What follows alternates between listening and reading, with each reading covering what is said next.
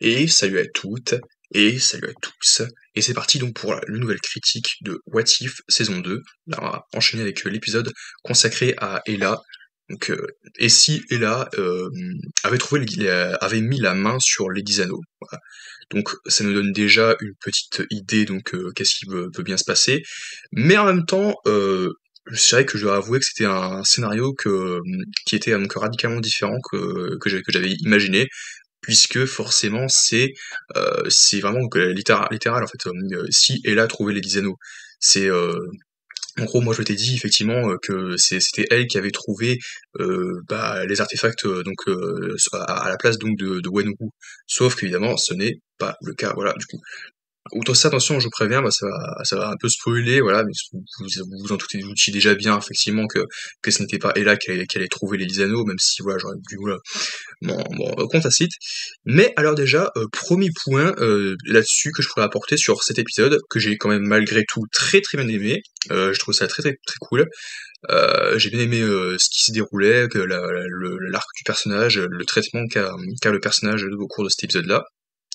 Cependant, je trouvais que il y avait quand même de la, c'est un peu du recyclage, de la repompe, et en même temps, je me dis que ils auraient quand même pu faire ça de manière un petit peu moins maladroite, un petit peu moins beauf gauche quand même. C'est-à-dire qu'en fait, le personnage de Ella, très vite, on sait déjà qu'est-ce que qu'est-ce qui va la mener à trouver les 10 anneaux, et donc on comprend très vite qu'elle va se retrouver sur Terre, sur le royaume de Midgard. Voilà.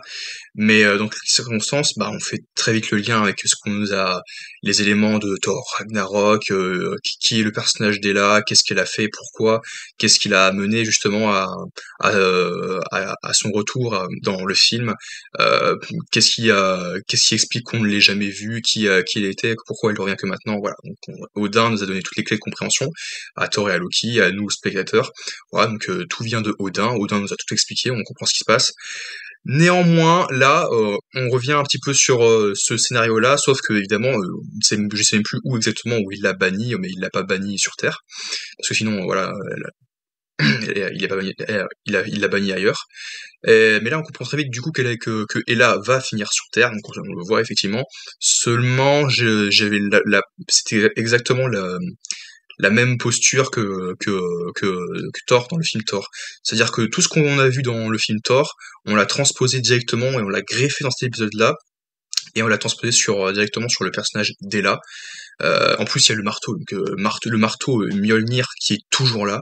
Tu te dis comment c'est possible, parce que je veux dire, le marteau Mjolnir, il n'a pas été il n'a pas été fabriqué, il n'a pas été créé pour Thor, le marteau. Parce que là, ils vont me dire déjà dans les commentaires, bah non, ils l'ont dit, c'est d'abord été Ayla, mais comme il l'a banni Ayla, bah il l'a récupéré pour lui, puis après il a eu tort, et du coup il a donné à tort. C'est pas ce que j'ai compris, encore une fois, donc peut-être que je suis un peu à la ramasse, mais pour moi, le marteau Mjolnir a été forgé sur une Davelir, et après Thor. Donc, j'ai un fils Thor, bah, il va être un guerrier, bah je vais lui faire un marteau, voilà.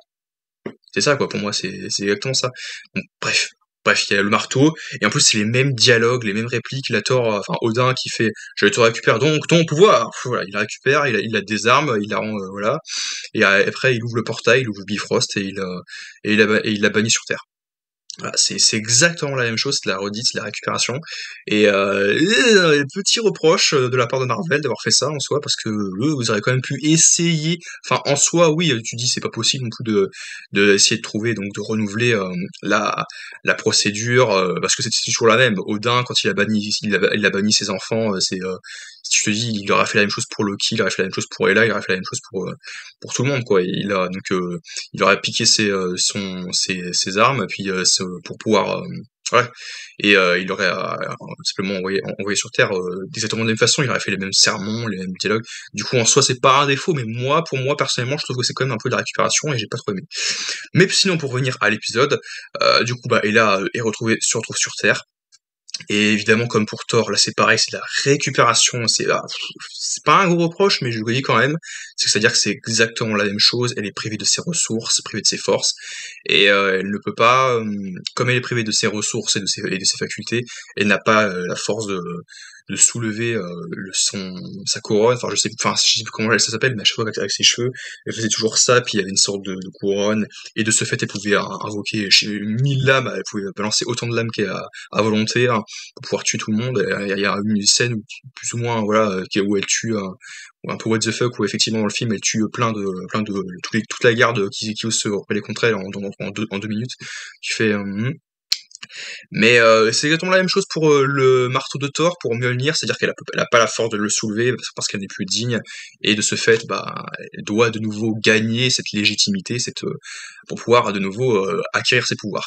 Et c'est exactement le même arc que Thor. En même temps, tu me dis, c'est plus ou moins la promesse de cet épisode-là quand on sait qu'il va arriver, entre guillemets. En plus, on voit vite fait la fameuse couronne, enfin, je sais, enfin, ce qu'elle porte au-dessus de sa tête, hein, qui est à ta terre sous la pluie. Tu sais très bien où est-ce qu'on va avec ça. D'accord. Oui. Bon, je l'ai accepté, mais c'était quand même un petit point que je tenais à relever, parce que c'est pour pignoler, pour faire voilà, pour pouvoir dire quelque chose de négatif, quoi, grosso modo. Mais c'est assez pauvre, effectivement, mais je vais quand même le dire. Du coup, bah, forcément, Ella est bannie sur Terre, elle était bannie en Chine, forcément, vu que les 10 anneaux d'Iwenwu dit Chine, contrairement à Thor qui était banni au Nouveau-Mexique. Donc, voilà, donc c'était dans Thor, il était au Nouveau-Mexique, Thor, et elle atterrit en Chine. Donc là, c'est un peu aléatoire, le Bifrost les envoie un peu quand Heimdall et Odin ne sait pas où ils vont les envoyer, bah, c'est un peu voilà, comme ça au hasard, et du coup elle a été envoyée en Chine. Au moment où il y a Wenwu. Et là aussi où je veux refaire un point, c'est que apparemment pareil, moi je n'étais pas sûr, mais voilà, parce qu'elle rencontre d'abord le père de Shang-Chi, puis la mère. À cette époque-là, il a encore les 10 anneaux, puis il n'a pas encore rencontré, il n'est pas encore allé la voir. Et pourtant, il a encore ses cheveux, les cheveux longs, sa coiffure donc au début du film de Shang-Chi. Et là où quand il la rencontre, quand il a les cheveux courts, donc ça veut dire que ça se passe plusieurs années, voire plusieurs siècles après. À tel point que je me suis dit, mais elle aussi, elle a une certaine longévité, la mère de Shang-Chi, parce que c'est pas installé dans le film spécialement. On sait que le père, effectivement, via les 10 anneaux, il a une certaine longévité, il a vécu des siècles et des siècles, et il a vécu plein d'âges, plein de vies d'hommes, plusieurs dizaines de vies d'hommes, on le sait, mais la mère de Shang-Chi, je ne sais pas installée, donc pour moi, elle était née, elle était là, au moment où ils se sont croisés, ça s'est passé genre 30 ans avant le film, et puis elle a été née genre 30 ans encore avant, donc pour moi, donc à peu près, donc je me suis dit, elle aussi, elle a une certaine longévité. Bref, toujours est-il que Ella donc rencontre Wenwu, le porteur donc des 10 anneaux, tous les deux finissent par sympathiser, s'allier, et effectivement, ce qui rassemble davantage les personnages, les deux guerriers, c'est que ce sont justement deux guerriers qui ont soif de conquête et de pouvoir aussi, et du coup, c'est ça du coup, ils font le lien avec les deux personnages, et ils développent ça, enfin, très vite, en se disant, bah tiens, qu'est-ce qui rassemble Ella et Wenwu de Shang-Chi? Bah, c'est ça, en fait, c'est que tous les deux sont très puissants, et ont conquis de nombreuses terres, de nombreux royaumes, enfin voilà, à travers le monde, enfin, elle, c'est plutôt lui à travers la Chine, et puis peut-être l'Orient, voilà. Et là, c'était à travers donc les 9 royaumes qu'ils ont avec Odin, et ils ont conquis les royaumes. Donc c'était plutôt sympathique, leur relation très vite fait. Là, on essaie essayer de développer ce qui les rassemble tous les deux, donc c'était assez bien. Et après, très vite, donc elle décide de s'échapper, voilà, parce que voilà, ça ne fonctionne pas. Elle essaye donc de le trahir pour pouvoir essayer donc elle l'utilise pour essayer de récupérer ses pouvoirs, et puis et de lui dérober ses anneaux. Mais effectivement, elle ne parvient pas à lui ôter les anneaux. Du coup, bah, elle s'enfuit, elle s'échappe. Les guerriers part à sa poursuite, et elle tombe sur Maurice, l'espèce de petite créature que Trevor, le faux mandarin donc de Iron Man 3 qu'on a revu dans Shang-Chi, avait rencontré. Le mec, il croyait qu'il était devenu complètement fou, qu'il avait perdu la boule. Mais vous pouvez voir Maurice, hein, cette espèce de créature, on sait pas où est le cucu, où est la tête-tête, on sait pas où est-ce que c'est. Du coup, elle trouve Maurice avec elle, ce qui ressemble à une espèce de dinde, d'accord. Du coup, bah, Ella et Maurice, du coup, vont à la lisière donc, de la forêt enchantée, exactement comme dans le film Shang-Chi, et rencontrent maintenant la mère donc de Shang-Chi, où elle va l'entraîner, essayer de lui dire pourquoi est-ce que tu t'entraînes? Pourquoi est-ce que tu veux absolument devenir plus forte et gagner et obtenir certains de mes dons? Pourquoi est-ce que tu, fais faire ça? Et après et là, voilà, donc bref.